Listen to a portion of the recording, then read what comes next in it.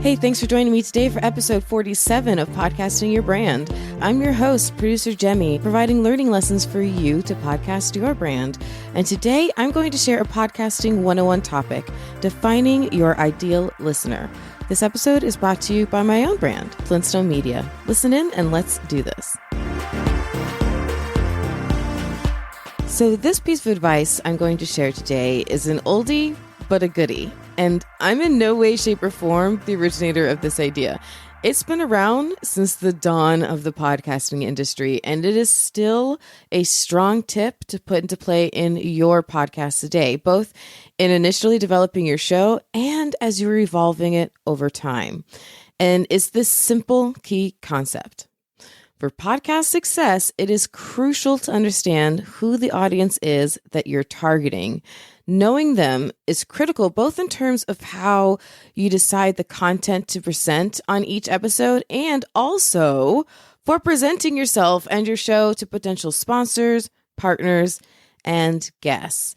I stated my case pretty clearly in the last episode about how and why your show is all about your listener. And in discussing how understanding your show is all about your listener is critically important, I talked with you a lot about how picking the right sponsors, partners, topics, and guests can make or break your audience growth. So if you're starting here with this episode, stop it now. Go back and listen to episode 46 first. Of course, I'll put a link in the show notes for you. But you need to fully understand and embrace all the different reasons why your show is all about your listeners before you can truly appreciate how to then define your ideal listener. So let's focus on that now.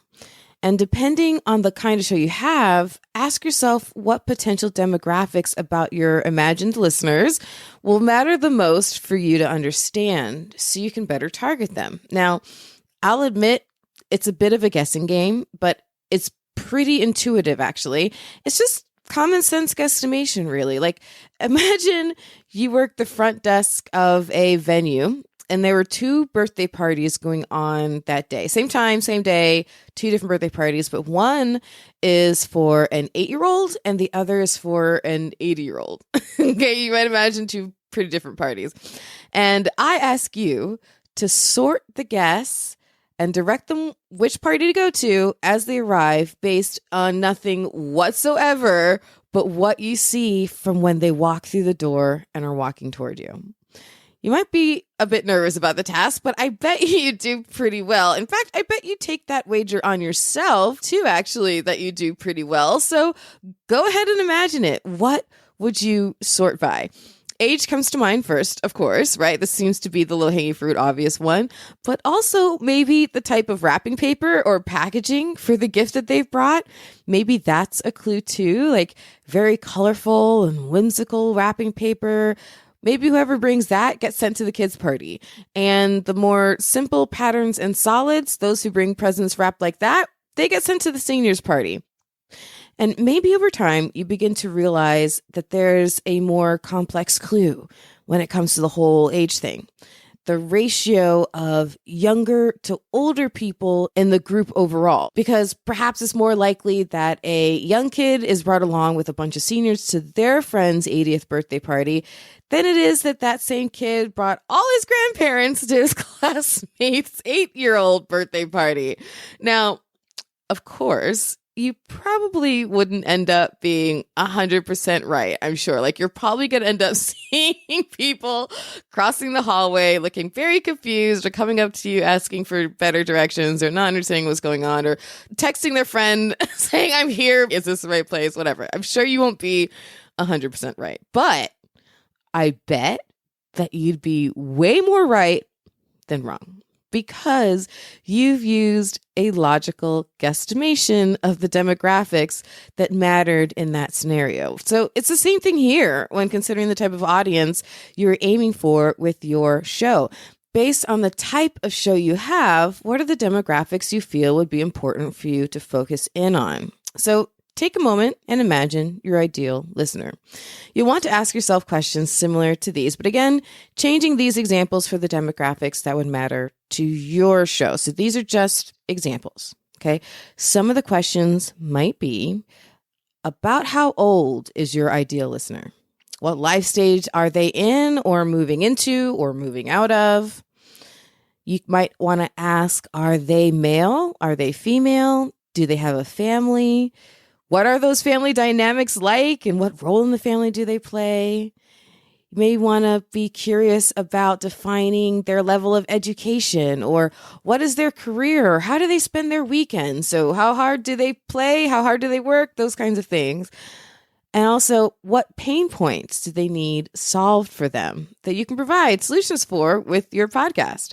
For me, these next details are what are important when I think about listeners of this show, like you. I imagine my ideal listener is a person who has a brand to build and they want to use content creation as a tool to build that brand. And they need to be careful and always put their best public face and foot forward for their brand. So they need advice that will help them to create a quality podcast. They also may be brand new to podcasting, or if they're not brand new, they're on a growth and learning path with their show. So they're looking for some more information. They are action takers and go-getters. And I believe they live a lifestyle where they're too busy for any kind of fluff advice, right? And woo-woo stuff. And instead, they just need good, practical advice that they can take immediate action on. Does that sound like you? Am I close?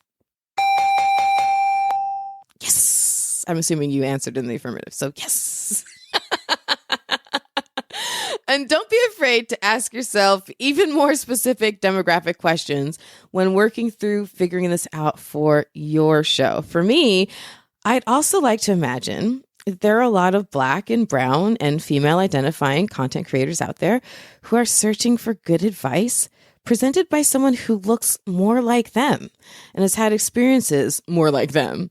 Because quite frankly, a lot of people out there giving podcasting advice, no offense, but they're white men. And while I know and admire many of them and respect them all, diversity of voices to relate to in the space that you're trying to excel in can be super important. We have a tendency to look for someone to listen to, figuratively or literally, who looks like yourself. So while none of those points are at all cornerstone to the advice that I share on this show itself, I'm very cognizant of the fact that those may be the exact reasons someone decides to either listen or, unfortunately, sometimes maybe to not listen to my show. And being aware of similar realities that apply to you can also serve you in your audience growth as well. So let's take this exercise one little step further by truly visualizing your ideal listeners. Sometimes you'll hear this concept put as defining your avatar, because creating an avatar can really help you dial this concept home. But what is an avatar? It is not just those big blue beings from James Cameron films. And it's not the character you put together on your gaming profile on your Wii. Like, it's none of that. It actually is another version of that, because you essentially are creating a character to represent something. So imagine if your ideal listener was an actual specific person. Who would it be? Create some definition to your avatar by answering those demographic questions that you decided you're going to be focusing on for your show. Make them male or female. Decide if they have kids and how many. Decide if they are married and what they do for a living. Then give that person a name. Flesh out your ideal listener into a made-up character that you name, personify, and then have in your mind through every step in your podcasting process. Gear your content and tone of delivery for that avatar, that person. Ask yourself, what do they need to know? And then make your next episode about that. Ask yourself, would they want to hear from this guest? And then invite that guest onto your show. Ask yourself, while you're interviewing your guest, what would this listener be curious about? What question would next pop up naturally in their mind? And then ask that. Truly, truly visualize that person as the only person who is listening to your show. Even imagine that you are speaking to Bob or Sam or Ahmed or Rita or whomever that you've made up your avatar to be when you're actually recording. I'm being serious here, by the way. Like, I'm not joking. You'd be surprised how much that can really help you find your voice, especially as a newbie podcaster, still kind of like figuring that out and feeling things out. In fact, I've met podcasters who even have it be a specific real person that they know, like their friend or their kid or something, and actually tape their photo to their computer screen as if they're speaking to them while recording. Now, I've never taken it quite that far, but that might work really well for you too. So give it a shot. Or magazines are still a thing. So grab a cheap one off the shelf and cut out a pic of someone who fits the bill of your ideal listener. Give them a name and tape them to your computer screen or wall or whatever. Just make sure you pay for the magazine first, okay? Don't condone criminal behavior on this show. Then, as your show and your audience grows, watch how the actual demographics of your listener base evolves. Check into your stats to see what information you can interpret from them. And of course, if any platforms provide more specific demographic info on your audience, that's always a plus. For example, right now on Spotify, through your Spotify account, you can get age and gender information on your listeners who ping your show through the Spotify platform. And as you may be getting used to me saying here on this show, I will take a deeper dive into your stats on a future episode. I actually was a data analyst and a database coder and automator for 15 years in my former life. So I'll really have to rein myself in and try not to nerd out too much on that episode or series of episodes. We'll see. Also, pay attention to who is joining your membership groups, signing up for your newsletter, and engaging with you on social media. And in the future, once your audience grows enough, you can actually survey your listeners to get to know if your target audience is who you're actually reaching, or if there are adjustments to be made or untapped opportunities to lean into. But the bottom line is that even in the beginning stages of your podcast, when it's just a logical guesstimation, it's important to define and visualize your ideal listener, as visualizing who you are creating your content for will influence how you deliver that content to your listener, each listener in your podcast.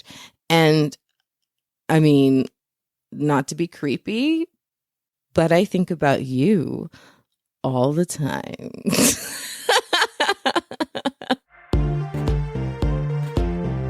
Up next on episode 48, I'll switch gears with you, bringing you a 102 topic as I discuss with you stitching together a sizzle reel, why you need one, when you need one, and the basic nuts and bolts of putting one together. So as I always say, if you're not yet subscribed, be sure you do. And you can meet me on the OWL app, spelled with 2 W's and 2 L's, for a one-on-one call about your podcasting questions. But until then, I have a whole host of free tips for you on my website. Just check out flintstonemedia.com/free tips. Thanks for tuning into Podcasting Your Brand. In this new chapter of the show, I'm revealing how you can harness the power of podcasting to expand your brand. So come and pick up what I've been putting down since 2014. Avoid common mistakes and propel your podcasting and branding forward. And if you have questions or interested in becoming the sponsoring brand of this show, don't be shy. Reach out to me at Jaime, spelled Jaime, at flintstonemedia.com. It's producer Jaime signing off for now. Remember, the only thing more powerful than your voice is your spirit to use it. So turn that mic on.